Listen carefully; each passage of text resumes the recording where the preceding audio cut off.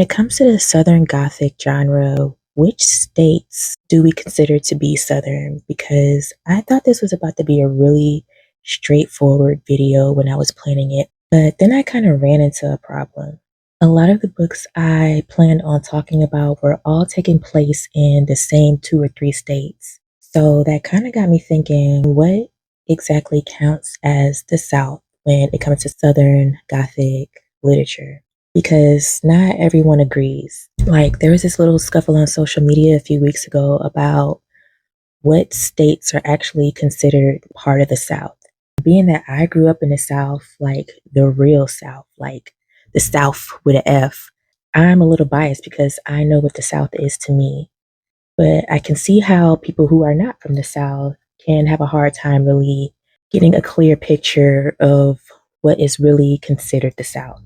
And reading a lot of books and having a lot of life experiences has shown me that Black people have a lot of shared experiences across this entire country. Most of that's probably due to migration and taking our Southern roots and planting them all over the country. But I'm not going to get that deep yet. If some people draw a line around the deep South and like call it a day, like that's the South. And other people include places like Kentucky and Tennessee, and I think I even seen Maryland. So a lot of people have different views and opinions about what is really the South. For instance, and this is just my opinion, it's a book, Beloved, by Toni Morrison, that is often discussed as Southern Gothic or Southern fiction, even though it takes place mostly in Ohio and Kentucky. And as someone who is currently living in Kentucky, I found that really interesting. Some of the most Southern Gothic books that I've read have taken place in states that you don't automatically think of when you hear the word South. So I had to really think on this and think about what Southern Gothic really means.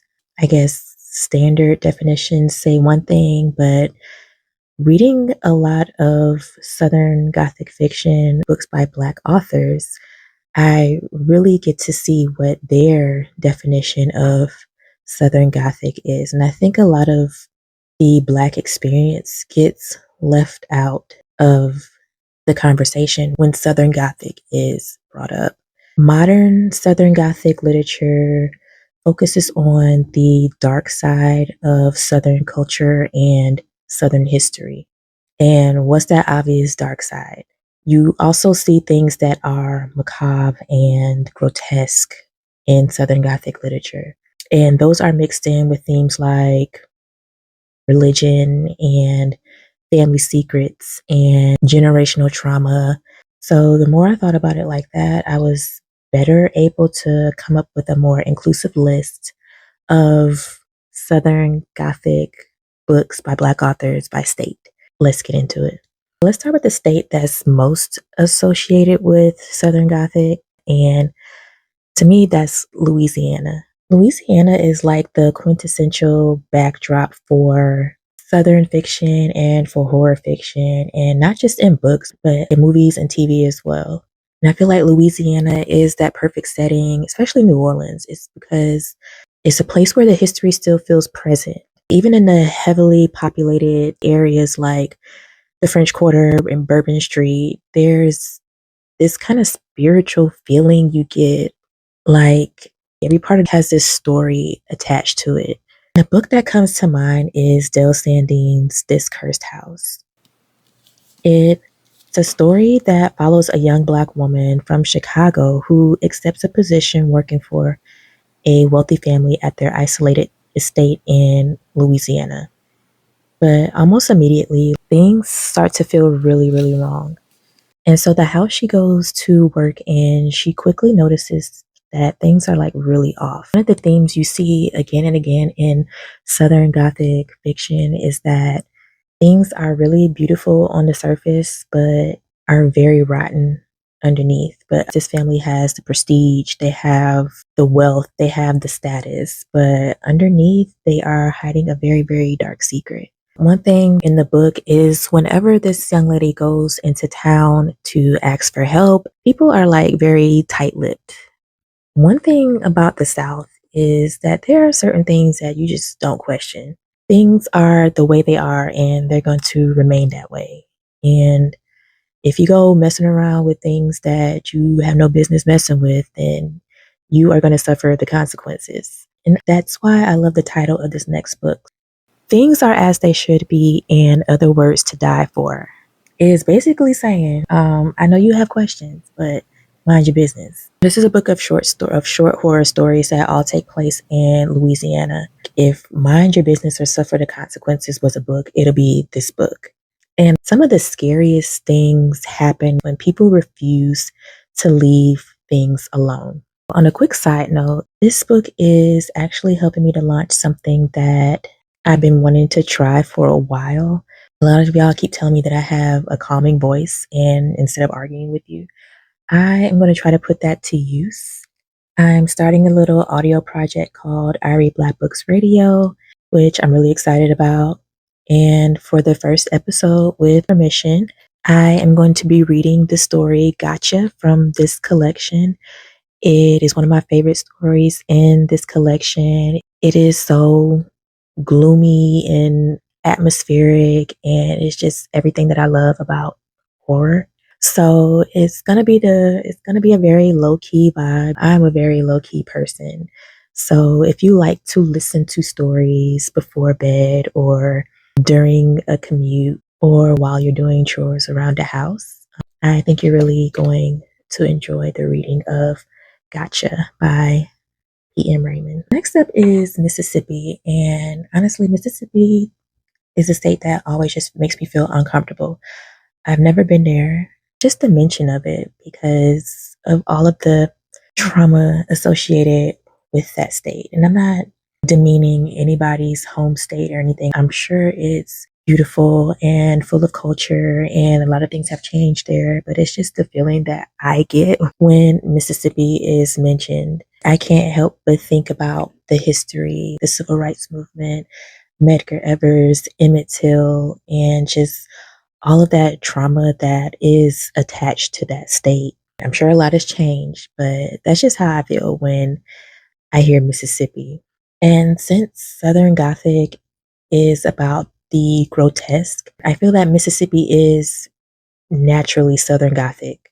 So, a book that gets mentioned a lot in the Southern Gothic Mississippi conversation is Sing Unburied Sing by Jessamine Ward, which I have not read yet.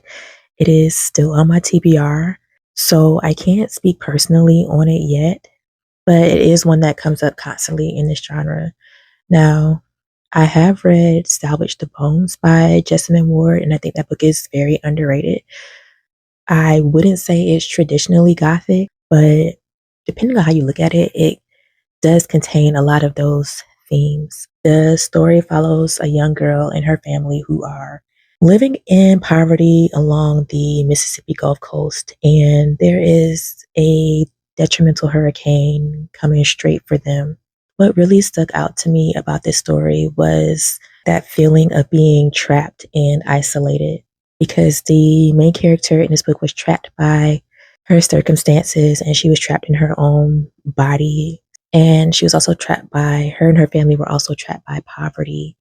And all of that in addition to this hurricane coming their way and them not being prepared for it and having nowhere to go and nobody coming to save them.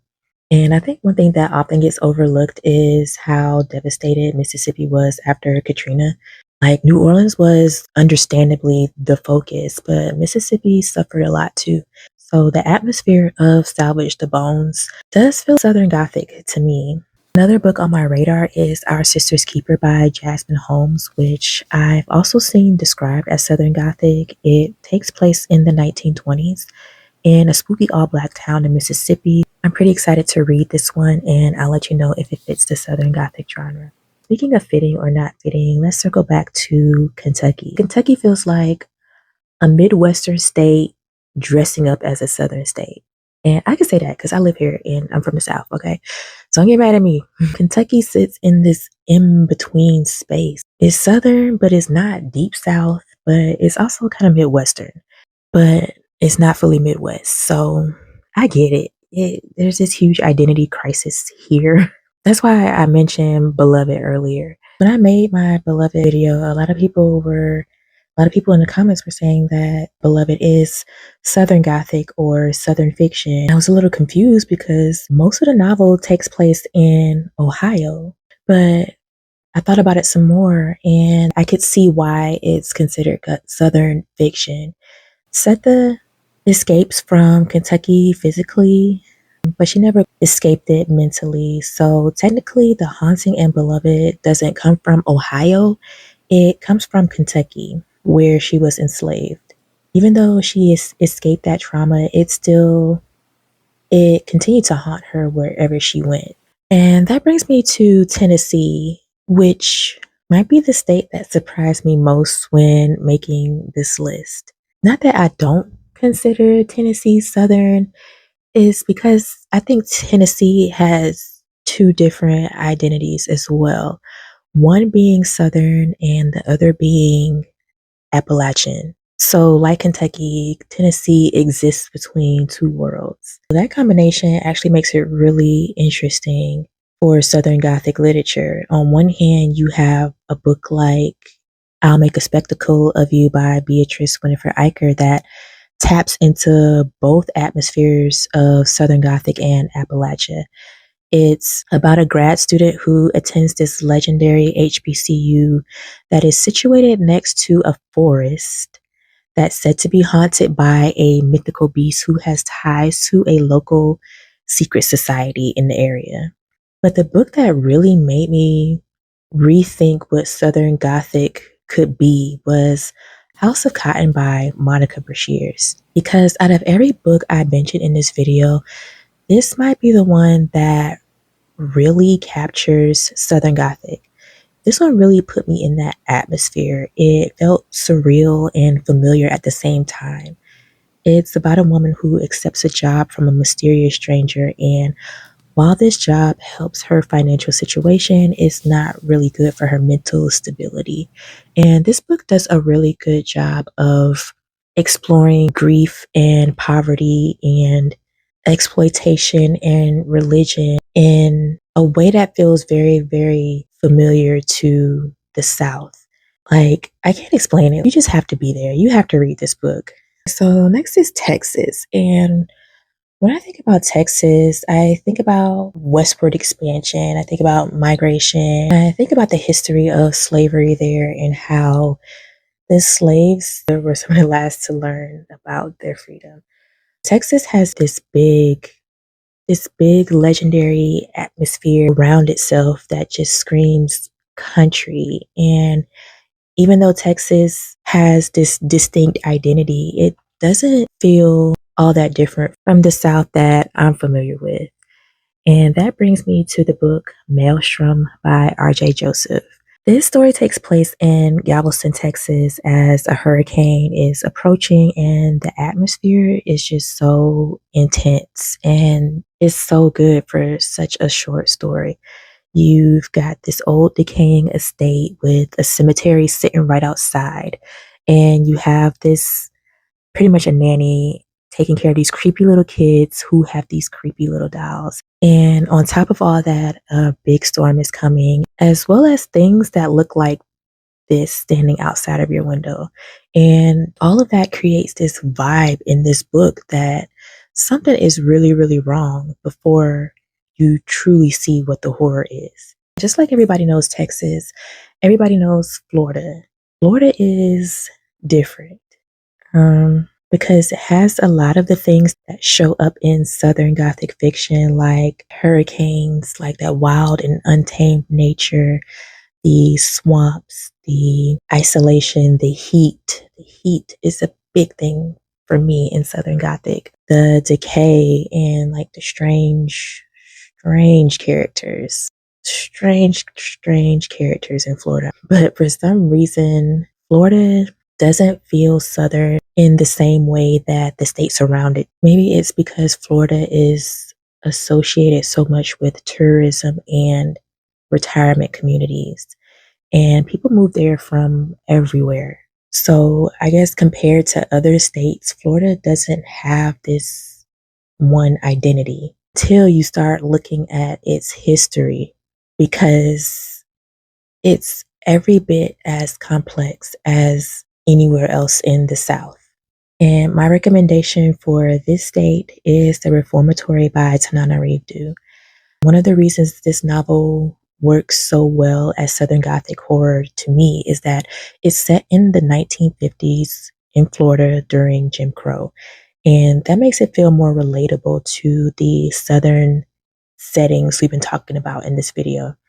This novel follows a young boy who is sentenced to a brutal reform school for an altercation with a white boy. And even though this story is fiction, the reform school is actually based on a real life institution in Florida. And the author had a family member who actually went there.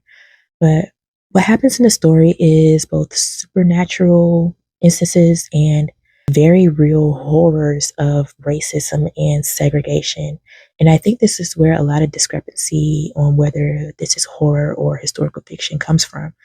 I think this book is a good example of the supernatural complementing the history. When I think about Georgia, I think about appearances because like Georgia is like, well, some parts are like postcard, beautiful southern imagery. Like for instance, Savannah. Savannah is full of historic homes and gardens and just that charm that looks like it belongs on the cover of Southern Living magazine. But what's underneath all of that?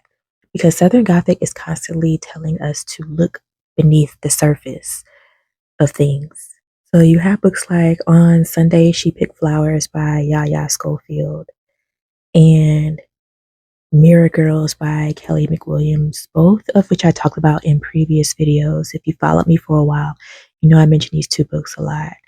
And even looking at these covers, you're immediately drawn into that beauty, those flowers, that nature. Everything just looks so soft and beautiful. Beauty is a distraction. And if you read these books, you know the prettier something appears on the surface, the more rotten and ugly it is underneath. And that kind of feels like Georgia to me. No shade or anything. Take Stone Mountain, for instance. Fun, lovely place to spend the afternoon, but that brings me to Ring Shout by P. Jelly Clark.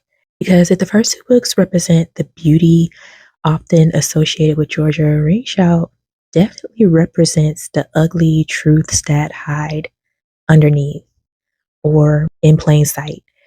So it's set in 1920s Georgia and is told through this dark fantasy slash horror lens. And the KKK is right there. And what I appreciate about Ring Shout is that this book does not hold back.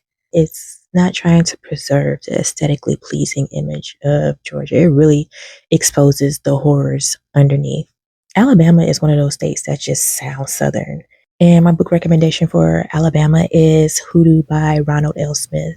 It's set in 1930s Alabama and follows a young boy named Hoodoo who comes from a family with a long tradition of folk magic. But the problem is he's the only one who cannot perform it successfully. And what I love about this book is it highlights something that often gets overlooked when talking about Southern Gothic fiction. And that's how the South is so rich in folklore and tradition and spiritual practices. That includes traditions like hoodoo, which has deep roots in Southern African American history and culture. And that's what I mean when I say the supernatural element in some of the Gothic stories that I've read aren't scary, they just feel familiar. It's because it's already been woven into our roots and it's part of our community and our culture. And it's rooted into the way that we understand the world around us. And I think this book does a really good job at exploring that. And that brings me to South Carolina. When people talk about the South, this is the place that I think of. It's not perfect. It's definitely a place where history is always present. It's an everyday reminder. It wasn't until like 2015 that they took the Confederate flag down from in front of the State House. Growing up here, I was always surrounded by the reminders, even though My eyes weren't always open to it because I was so young, but as I got older, I really started to realize it. You have these historic districts, you have Civil War reenactment battle sites, you have these towns and cities and military installations that are all named after people whose legacies are trash. And nowhere is that more obvious to me than Charleston. And people love coming to Charleston. Thousands of people visit Charleston every year, and they can dress it up all they want, as they're coming to experience the food and the culture and the shopping. I get it. Charleston is a very beautiful city. It is very picturesque. You have the beach, you have the cobblestone roads, you just have that beautiful imagery. But really, what's underneath all that? Charleston was one of the most significant ports in the transatlantic slave trade. The wealth that built that city was based on that. And I think that's one reason why so much good Southern Gothic fiction comes out of the Low Country, those surrounding cities. There's so much folklore, so much culture and history in that region. One of my favorite authors is Eden Royce, who is from Charleston and writes stories from that experience. Little Tongue is one of my favorites. Spooklights and Spooklights 2. It was actually Spooklights that really introduced me to the Southern Gothic genre because I knew what the dictionary definition of Southern Gothic meant, but it wasn't until I started reading Spooklights that showed me a whole different perspective of the Southern Gothic genre. And you have books like Psychopomp and Circumstance, which is kind of like a dystopian Southern Gothic that I don't think gets enough attention. And just north of South Carolina is North Carolina.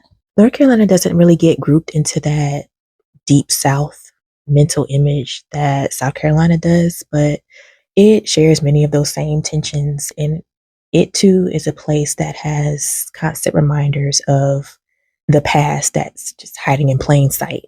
So there's all these reminders that Southern history that is built into the foundation and into the landscapes in North Carolina as well. You do see that. The book that takes place here is When the Reckoning Comes by Latanya McQueen. The premise is a plantation wedding. Like, that's all you really need to know.